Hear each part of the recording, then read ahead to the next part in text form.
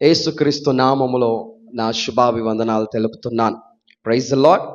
ఈ యొక్క చక్కని సమయంలో మనము న్యాయాధిపతుల గురించి మనము లాస్ట్ మంత్ నుండి మనము నేర్చుకుంటున్నాము, వింటున్నాము, ధ్యానం చేస్తున్నాం. జడ్జెస్ పరిశుద్ధ గ్రంథములో ఉన్న న్యాయాధిపతుల గురించి మనము మొదటి నుండి మనము నేర్చుకుంటున్నాం. మరి మొట్టమొదటిగా మనము సీరియల్గా మనము చూసుకుందాం. మొట్టమొదటి న్యాయాధిపతి ఎవరు? ఒత్నియేలు. ఆయన గురించి మనం నేర్చుకున్నాం. రెండవది చెప్పాలి. రెండవది ఎవరు? ఏహూదు. మూడవది షెమ్గరు. నాలుగవది దెబోరా. ఐదవది గిద్యోను. ఆరవది అబీమెలెకు.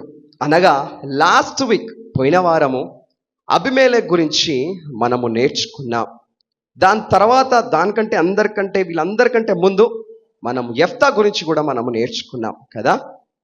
అబీమెలెకు గురించి మనం లాస్ట్ వీక్ మనము ధ్యానించాం. అబీమెలెకు ఎవరు అని మనం ఆలోచిస్తే, మరి గిద్యోను కుమారుడు, ఉపపత్ని కుమారుడు, షేకెములో ఉన్న ఉపపత్ని కుమారుడు అయిన అబీమెలెకు గురించి మనము నేర్చుకున్నాం. అధికారము కొరకు ప్రాణాలు తీశాడు. సొంత సహోదరులను 70 మందిని చంపాడు అధికారము గురించి. భయంకరంగా అధికారము కొరకు ఆయన ప్రాణాలు తీసినట్లు మనము చూసాం. ఆ అధికారమే అతనిని ప్రాణాలు తీసింది. షేకెము వారు అబీమెలెకు కలిసి మరి సొంత సహోదరులు 70 మందిని చంపారు, సపోర్ట్ చేశారు. ఎవరైతే షేకెం వారు సపోర్ట్ చేశారో అబీమెలెకుకి, వాళ్ళే అబీమెలెకుకి శత్రువులుగా మారారు.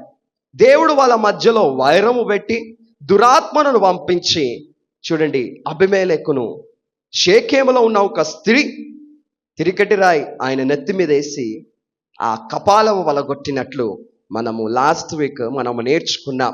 ఆయన 3 సంవత్సరాలు ఆయన ఏలాడు ఇజ్రాయెల్ ప్రజలను. తర్వాత ఏం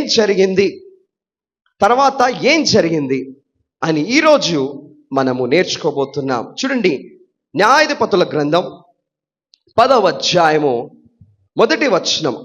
అబీమెలెకునకు తరువాత ఇశ్శాఖారు గోత్రికుడైన దోదో మనవడును పువ్వా కుమారుడనైన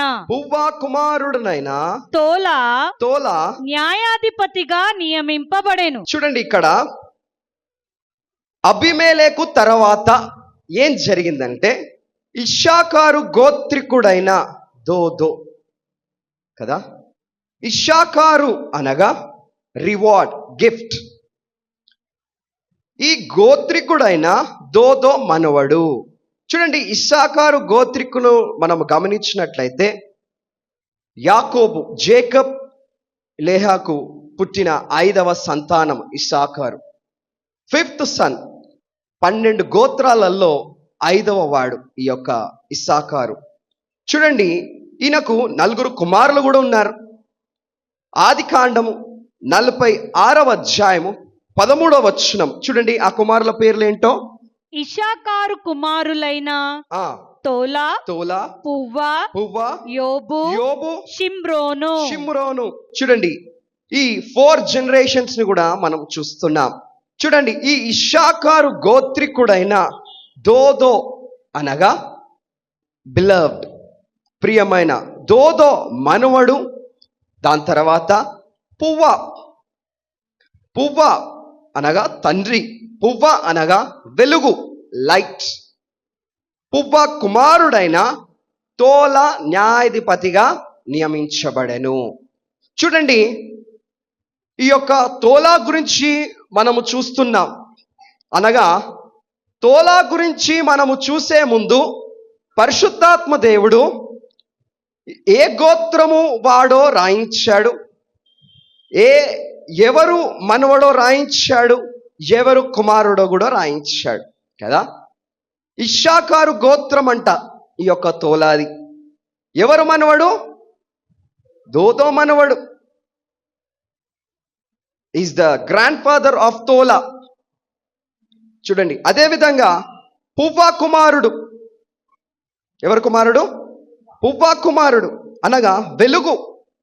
తోల అనగా క్రిమ్సన్, క్రిమ్సన్ రామ్ అనగా రెడ్ కలర్, రెడ్ కలర్, ఎర్ర రంగు అని మనం రాసుకోవచ్చు. చూడండి, ఈ యొక్క తోల గురించి మనం ఆలోచించినట్లయితే ఈయన న్యాయాధిపతిగా ఇజ్రాయెల్ ప్రజలను రక్షించడానికి దేవుడు నియమించాడు. చూడండి, పువ్వా కుమారుడిన, పువ్వ అనగా వెలుగు. చూడండి, తోలాను మనము చూస్తుంటే is the son of light, is the son of light. Tola is a picture of the lord Jesus Christ. యేసుక్రీస్తు ప్రభుల వారిని సాదృశ్యంగా తోలాని మనము చూస్తున్నాం. He was a very humble person, is a very self centred person, and he became the saviour of Israel. Hallelujah. దేవునికి విధేయులుగా, నమ్మకంగా, క్రమశిక్షణలో ఈ యొక్క తోలాను మనము చూస్తున్నాం. మరి ముఖ్యంగా ఇజ్రాయెల్ ప్రజలను రక్షించడానికి దేవుడు తోలాను నియమించాడు. తోలాను నియమించాడు, ఆయన గోత్రము రాయించాడు. చూడండి, అదేవిధంగా మరి ఆయన గ్రాండ్ ఫాదర్ గురించి చెప్పాడు. అదేవిధంగా వాళ్ళ నాన్నగారి పేరు కూడా, వాళ్ళ ఫాదర్ పేరు కూడా రాయించి గోత్రము నుండి, ఏ వంశము నుండి మరి ఏ వంశము వాడో తోల గురించి పరిశుద్ధాత్మ దేవుడు రాయించినట్లు మనము చూస్తున్నాం. ఎస్, మరి ఈయన ఇజ్రాయెల్ ప్రజలను రక్షించే ఒక న్యాయాధిపతిగా దేవుడు నియమించాడు. నిజమేనండి. మరి యేసుక్రీస్తు ప్రభుల వారిని మనము సాదృశ్యంగా చూస్తున్నాం. Is the son of light, sun of light. అదేవిధంగా యేసుక్రీస్తు ప్రభుల వారు కూడా ఏమన్నారు? I'm the light of the world, నేను లోకానికి వెలుగై ఉన్నాను.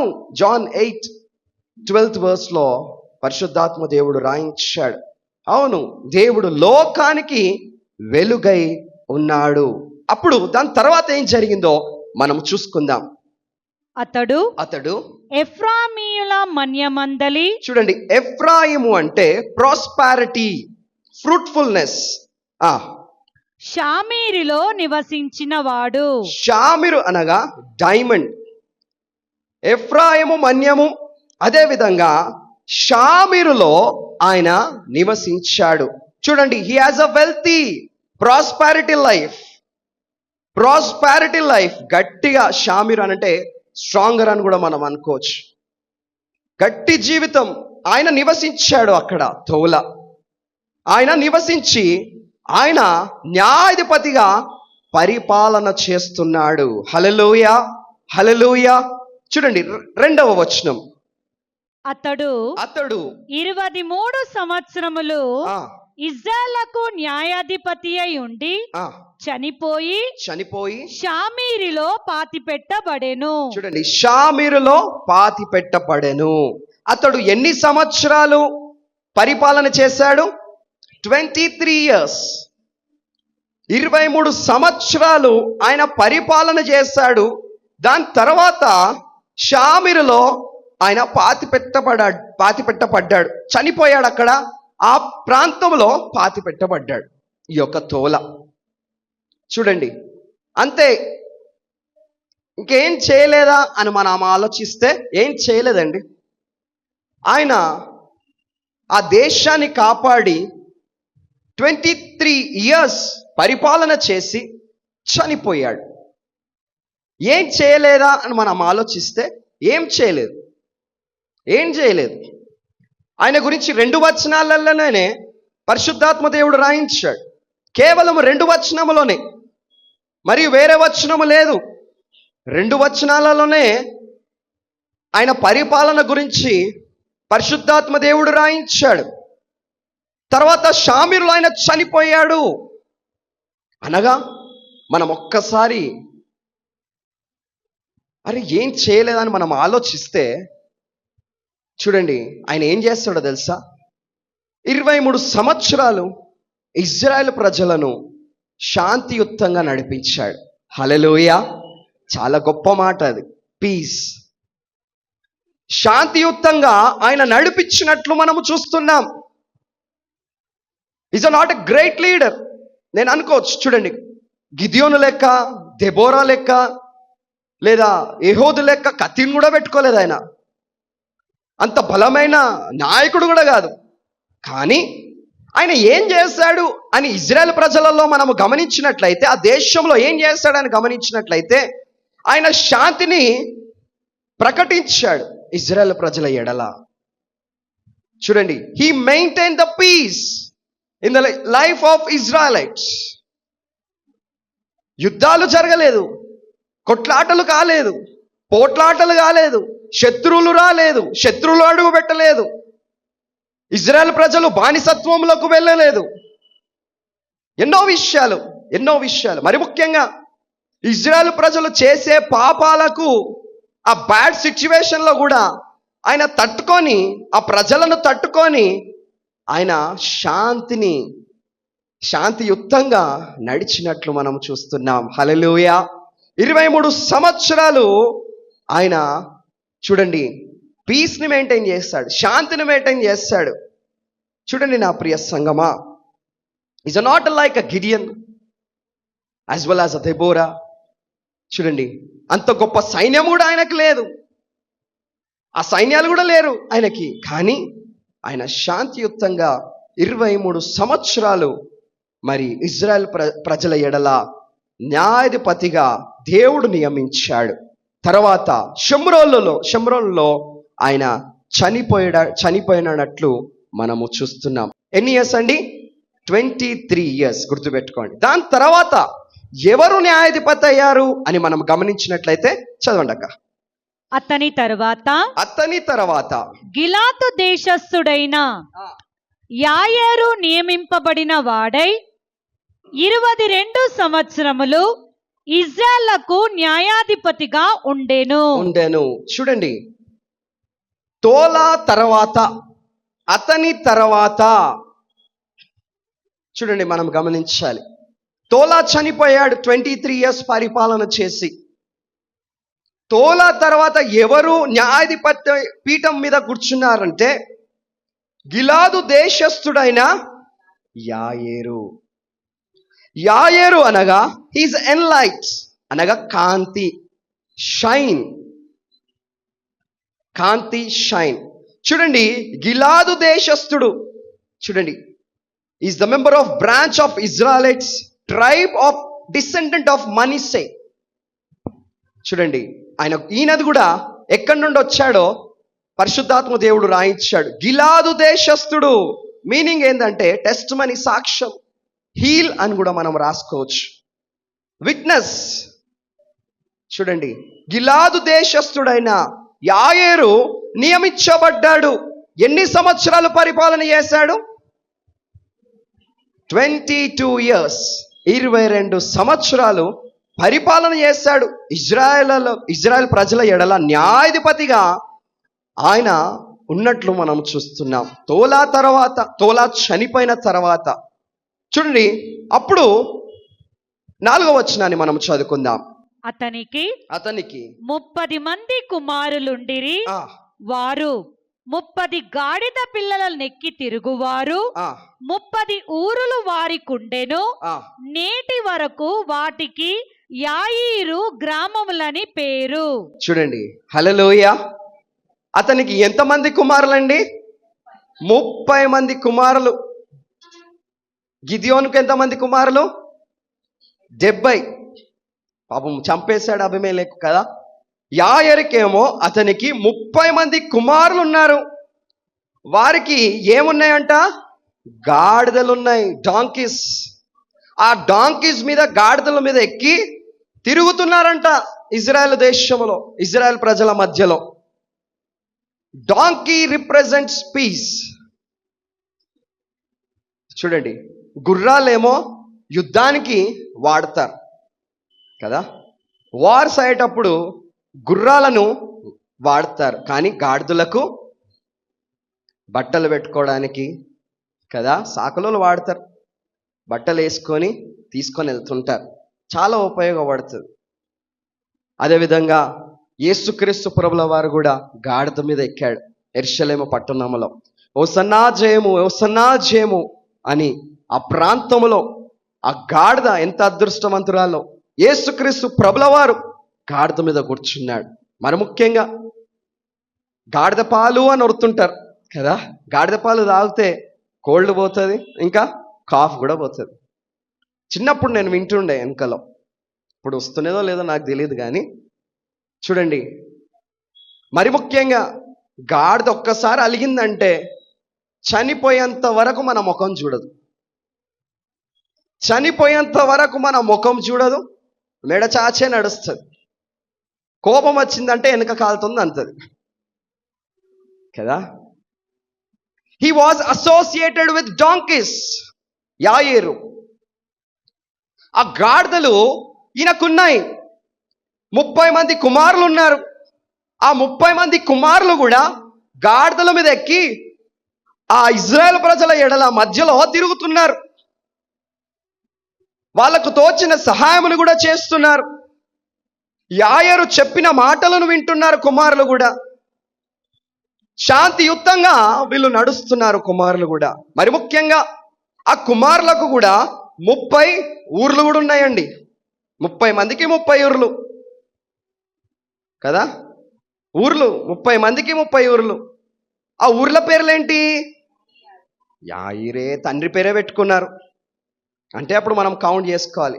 యాయిరు 1, యాయిరు 2, యాయిరు 3, అన్నీ ఒకటే పేరు కదా, అన్నీ ఒకటే పేరు కదా. అందుకోసమే సీరియల్ నెంబర్గా మనం కౌంట్ చేసుకుంటూ పోవాలి. అనగా దేవుడు ఏ విధంగా ఆశీర్వదించాడు ఈ యొక్క యాయిరును. 22 సంవత్సరాలు పరిపాలన చేశాడు. కుమారులను కన్నాడు. కుమారులు కూడా తండ్రికి విధేయులుగా దేవుని మార్గంలో నడిచారు. తండ్రి చెప్పినట్టు విన్నారు. శాంతియుతంగా నడిచారు కుమారులు కూడా. ఇజ్రాయెల్ ప్రజలను కూడా హింసించలేదు, వాళ్ళని చెడు మార్గంలో నడిపించలేదు. చూడండి, ఈ కుమారులు కూడా దేవుని మార్గంలో నడిచినట్లు, క్రమశిక్షణలో నడిచినట్లు మనము చూస్తున్నాం. చూడండి నా ప్రియ సంగమా, యాయేరు అనగా షైన్, కాంతి. నిజమే, మరి నీతి సూర్యుడు ఉదయించెను అని మలాకి 4వ అధ్యాయము 2వ వచనములో రాయబడినది. ఎస్, ఈజ్ అ నీతి సూర్యుడు. చూడండి ఆ వచనాన్ని చదవండి ఒకసారి.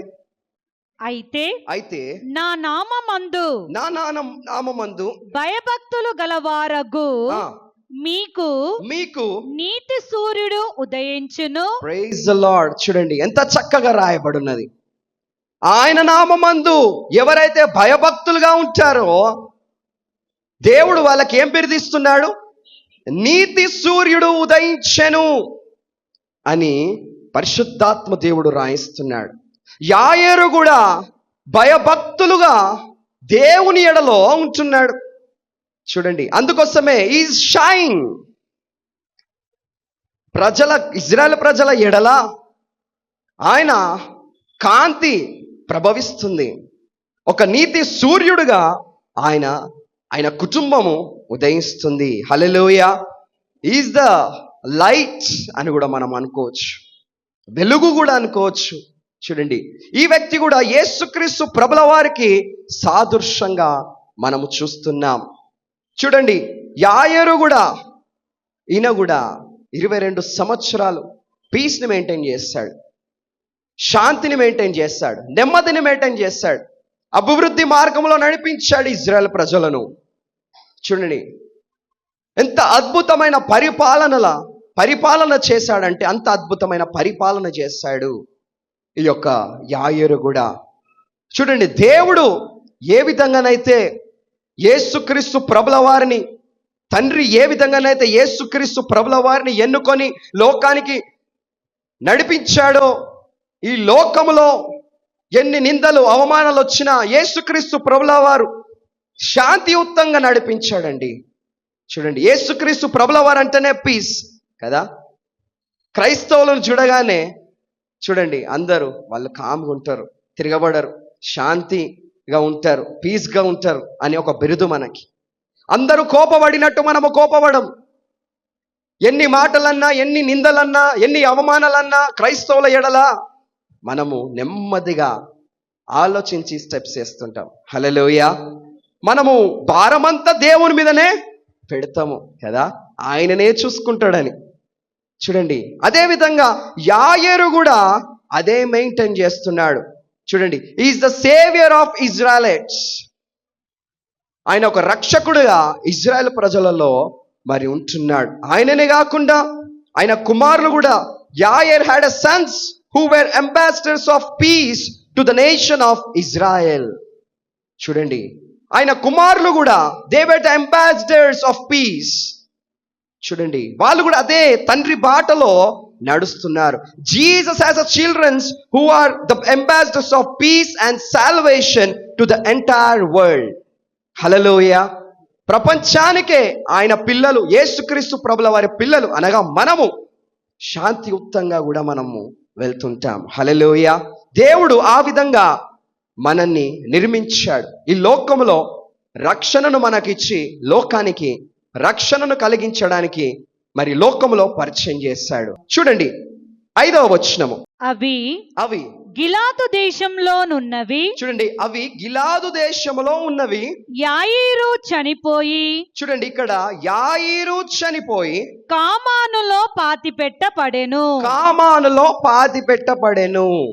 పరిపాలన చేశాడు 22 సంవత్సరాలు చేసి యాయేరు చనిపోయాడు. చనిపోయిన తర్వాత కామానులో పాతి పెట్టబడ్డాడు. ఈస్ రిజరక్షన్, పునరుద్ధానుడు అని మనం రాసుకోవచ్చు. కామానులో అంటే, కామాను అంటే చూడండి, అక్కడ ఆయన పాతి పెట్టబడ్డాడు. ఇంకా అయిపోయింది ఆయన పరిపాలన. తోలానేమో 23 సంవత్సరాలు, యాయేరేమో 22 సంవత్సరాలు. చూడండి, వీళ్ళ పరిపాలనలో ఏ యుద్ధాలు లేవు, కొట్లాటలు లేవు. చూడండి, శత్రువులు ఇజ్రాయెల్ దేశానికి రాలే, బలమైన సైన్యం కూడా లేదు. చూడండి, యుద్ధము చేయడానికి కదా ఏమి లేవు. కేవలము ఆయన దేవుని మీద నమ్మకం పెట్టి విధేయుడిగా నమ్మకంగా ఆయన ముందుకు సాగాడు. ఇద్దరు న్యాయాధిపతులు ముందుకు సాగినట్లు మనం చూస్తున్నాం. ఇంచుమించు 45 సంవత్సరాలు వీళ్ళు పరిపాలన చేశారు. ఈ యొక్క 45 సంవత్సరాలు ఏ యుద్ధం జరగలేదండి. అనగా దేవునికి వాళ్ళు ఎంత దగ్గరగా ఉన్నారు. చూడండి, కొన్ని కుటుంబాలలో భయంకరమైన కొట్లాటలు, అర్థం కాదు ఎందుకు ఈ విధంగా జరుగుతుందో, ఎందుకు ఈ విధంగా అయిపోతుందో. పిల్లల మధ్యలో, తల్లిదండ్రుల మధ్యలో, కుటుంబం మధ్యలో, రక్త సంబంధాల మధ్యలో కదా, స్నేహితుల మధ్యలో భయంకరమైన ఎన్నో కొట్లాటలు. ఒక గంట సేపు శాంతిగా పాడుకుందామంటే నిద్ర రావట్లేదేంటి అని అనుకుంటారు. ఆర్థికమైన ప్రాబ్లమ్స్, ఆర్థికంగా ఎంతో మంది బాధపడుతున్నారు. ఏంటి నా జీవితం ఈ విధంగా అవుతుంది కదా, అనగా శాంతి లేదు నీ కుటుంబంలో. ఇంటికి వెళ్ళాలంటే భయపడుతుంటారు కొంతమంది. అమ్మో, ఇంటికి వెళ్ళాలంటే నాకు భయము. ఎందుకు, దేనికి? ఆ కుటుంబంలో శాంతి లేదు, నెమ్మది లేదు, సమాధానము లేదు. చూడండి నా ప్రియ సంగమా, 45 సంవత్సరాలు ఇద్దరు న్యాయాధిపతులు తోలా యాయేరు పరిపాలన చేశారు ఇజ్రాయేల్ ప్రజలను. కానీ ఒక్క యుద్ధము జరగలేదు. దేవునికి విధేయులుగా ఉండి వాళ్ళు పరిపాలన చేశారు. అందుకోసమే దేవుడు రక్షకుడుగా వాళ్ళని కాచి కాపాడాడు. హల్లెలూయా, హల్లెలూయా. ఆ రక్షణ, ఆ కంచె నీ కుటుంబం మీద కూడా ఉండాలి. హల్లెలూయా. దేవుడు ఏ విధంగానైతే ఇజ్రాయెల్ ప్రజలను కాపాడుతున్నాడో, వాళ్ళు తిరిగి పాపం చేశారండి దేవుని మాట వినకుండా. But still in those bad situation God has protected them. భయంకరమైన ప్రజలు, వాళ్ళు దేవునికి వ్యతిరేకంగా నడిచారు. తిరిగి బానిసత్వము వెళ్తున్నారు. చెడు కార్యములు, చెడు దుష్ట ఆలోచనలు, చెడు సహవాసము, చెయ్యకండి, సంబంధాలు కలుపుకోకండి అని దేవుడు చెప్పినా పాపం మోషే భక్తుడు ఎంతో ఎంతో ప్రయాసపడ్డాడు ఐగుప్తు దేశము నుండి వాళ్ళను విడిపించడానికి. పాపం ఆయన తట్టుకోలేక ఆయన చనిపోయాడు మధ్యలోనే. దేవుడు వాగ్దానం చేశాడు, పాలు తేనె ప్రవహించే దేశానికి నిన్ను తీసుకెళ్తానని. అప్పుడు ఆ బాధ్యత యెహోషువకి ఇచ్చాడు. చూడండి, ఆయన నెరవేర్చాడు. కాలేబు, యెహోషువ ఆ దేశానికి తీసుకెళ్లారు. అప్పుడు నేనును నా ఇంటి వారును యెహోవాను సేవించెదను అని వాగ్దానం చేశారు. అయ్యా, మేము తప్పు చెయ్యము, మేము ఆ తప్పు చేస్తే మాకు శాపం వస్తుందని ఇజ్రాయెల్ ప్రజలే అన్నారు. చూడండి, మళ్ళీ తిరిగి సేమ్ యెహోషువ చనిపోగానే దేవుని మర్చిపోయారు. దేవుని మర్చిపోయి ఇష్టానుసారంగా ప్రవర్తించారండి ఇజ్రాయెల్ ప్రజలు. ఇష్టానుసారంగా. ఆ సమయంలో రాజు లేడు, వాళ్ళకు నాయకుడు లేడు. భయంకరమైన పాపము, దేవునికి వ్యతిరేకంగా ఆ ఘోరాలు చూడకుండా దేవుడు శత్రుల చేతికి ఇజ్రాయెల్ ప్రజలను అప్పగించినాడు.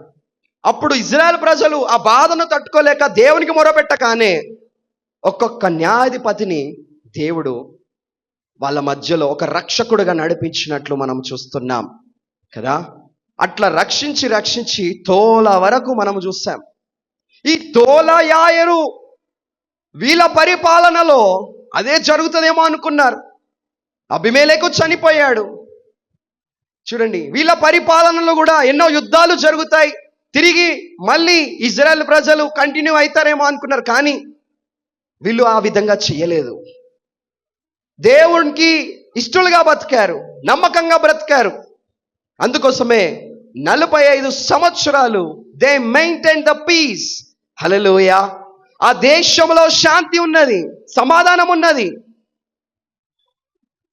ప్రజల ఎడల, కుటుంబం ఎడల వాళ్ళు ముందుకెళ్లారు వాళ్ళ పరిపాలనలో. చూడండి నా ప్రియ సంగమా, వాళ్ళు పరిశుద్ధ గ్రంథంలో అంతగా తెలవకపోవచ్చు, కానీ వాళ్ళ చరిత్ర ద్వారా ఈ సమయంలో దేవుడు మనతోని మాట్లాడుతున్నాడు. వాళ్ళు చేసే పరిపాలన మరి ఇజ్రాయెల్ ప్రజల ఎడల ఆ సాక్ష్యము ద్వారా మనతోని దేవుడు మాట్లాడుతున్నాడు. హల్లెలూయా, హల్లెలూయా. ఒక్కసారి మీరు జ్ఞాపకం చేసుకోండి, మన కుటుంబాలు ఏ విధంగా ఉన్నాయి? మన కుటుంబాలు ఏ విధంగా ఉన్నాయి? They never did anything. Tola యాయేరు అంత ఎక్స్ట్రాడినరీ థింగ్స్ ఏం చేయలేదు, కానీ వాళ్ళ సాక్ష్యము మనలో ఒక జీవం వస్తుంది. హల్లెలూయా. వాళ్ళ సాక్ష్యము ద్వారా ఉత్తేజింపబడుతున్నాము. చూడండి నా ప్రియ సంగమా, అన్ని సంవత్సరాలు ఏ విధంగా చేశారంటే దేవుని మీద నమ్మకము పెట్టుకొని వాళ్ళు మరి ఇజ్రాయెల్ ప్రజలను నడిపించారు. తోలా యాయరు కేవలము దేవుని మీదనే నమ్మకం పెట్టుకున్నారు. చూడండి, అంత గొప్ప దేవుడు వాళ్ళకున్నాడు. నమ్మకం అనేది చాలా ప్రాముఖ్యమైనది. చూడండి, 1 కొరింథీయులు 4వ అధ్యాయం 2వ వచనంలో ఎంత చక్కగా పరిశుద్ధాత్మ దేవుడు వాక్యాన్ని రాయించాడు. చూడండి, 1 Corinthians 4th chapter 2nd verse. మరియు గృహ నిర్వాహకులలో ప్రతి వాడును నమ్మకమైన వాడై యుండుట అవశ్యము. నమ్మకమైన వాడుండుట అవశ్యము.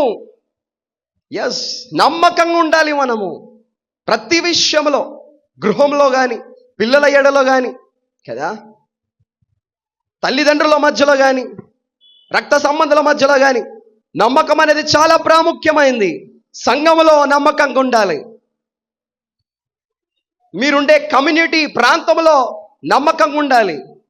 ఒక్కసారి నమ్మకత్వము నువ్వు దాన్ని నమ్మకంగా చేయకుండా నువ్వు జరిగిపోతే ఇట్స్ వేస్ట్. ఆ నమ్మకము లేకపోతే వేస్ట్ అండి. చూడండి, నమ్మకము చాలా ప్రాముఖ్యమైంది. దేవుడు మాట్లాడుతున్నాడు. చూడండి, ఫెయిత్ఫుల్గా మనము ఆయన సన్నిధిలో మనము ఉండాలని కోరుతున్నాను. చూడండి, దేవుడు మనను ఒక ప్రాంతంలో పెట్టాడంటే, ఒక స్థలంలో పెట్టాడంటే, ఒక జాబ్లో మనని పెట్టాడంటే, లేదా ఒక స్థలము మనకిచ్చాడంటే దేవునికి మన మీద ఉన్న రెస్పాన్సిబిలిటీ. హల్లెలూయా. ఆయన మనకి కొన్ని బాధ్యతలను ఇచ్చాడు. నిన్ను ఆ ప్రాంతంలో పెట్టాడంటే నీ ద్వారా ఏదో ఒక అద్భుత కార్యము చేయబోతున్నాడు. హల్లెలూయా. అరే, నాకు ఈ జాబ్ ఎందుకు దేవుడు ఇచ్చాడు? నాకు ఇష్టం లేదు కదా, ఇక్కడ ఎవరు లేరు నాకు తెలిసిన వాళ్ళు, ఎందుకు నన్ను ఇక్కడ నిల్చోబెట్టాడు? ఎందుకు నాకు ఈ స్థలం ఇచ్చాడు? నేను అనుకున్న స్థలం ఇది కాదు కదా, ఎందుకు నన్ను నియమించాడు ఈ పోస్ట్ని అని మనం అనుకోవచ్చు. కానీ దేవునికి సమస్తము సాధ్యం. హల్లెలూయా. నీ ద్వారా ఏదో గొప్ప కార్యం అక్కడ చేయబోతున్నాడు. అందుకోసమే ఆ ప్రాంతంలో నిన్ను కూర్చోబెట్టాడు. హల్లెలూయా. సేమ్ అదే జరుగుతుంది తోలా యాయరు విషయంలో కూడా. వాళ్ళు అనుకోలేదు. ఇజ్రాయెల్ ప్రజలను నడిపించడం అంటే మామూలు మాట కాదండి. మోషే భక్తుణ్ణి, మోషే ప్రవక్తని ఎంత సతాయించారో, బాబా చాలా సతాయించారు. అలాంటి ప్రజలను మరి వీళ్ళు 45 సంవత్సరాలు మరి పరిపాలన చేసినట్లు మనం చూస్తున్నాం. చూడండి, ఒక్కసారి దేవుడు నిన్ను ఎన్నుకుంటే, ఒక్కసారి దేవుడు నిన్ను జ్ఞాపకం చేసుకుంటే చాలా గొప్పది కదా. చూడండి, అబ్రహాము శిల్పాలు చెక్కేవాడు కదా. అబ్రహాము శిల్పాలు చెక్తాడండి. దావీదు గొర్రెల కాపరి. పేతురు ఎవరు? పడవలో నిలబడి వల వేసి చేపలను పట్టేవాడు కదా. జేమ్స్, జాన్, వాళ్ళను చూడండి ఎట్లా చేశాడు దేవుడు? మనుషులను పట్టే జాలరుగా చేశాడు. హల్లెలూయా. అబ్రహాము జీవితము మారిపోయింది, దావీదు జీవితము మారిపోయింది. చూడండి, దేవుడు గొప్పగా అనేక భక్తులను ద్వారా మనకి ఒక చక్కని పాఠంలో మనకి పరిశుద్ధ గ్రంథములో నుండి మనకు నేర్పిస్తున్నాడు. చూడండి నా ప్రియ సంగమా, ఇక్కడ తోలా యాయేరు జీవితాల ద్వారా దేవుడు మనతోని మాట్లాడుతున్నాడు. ఇంకా మనము దేవునికి దూరంగా మనము బ్రతికితే దేవుడు ఈరోజు మాట్లాడుతున్నాడు.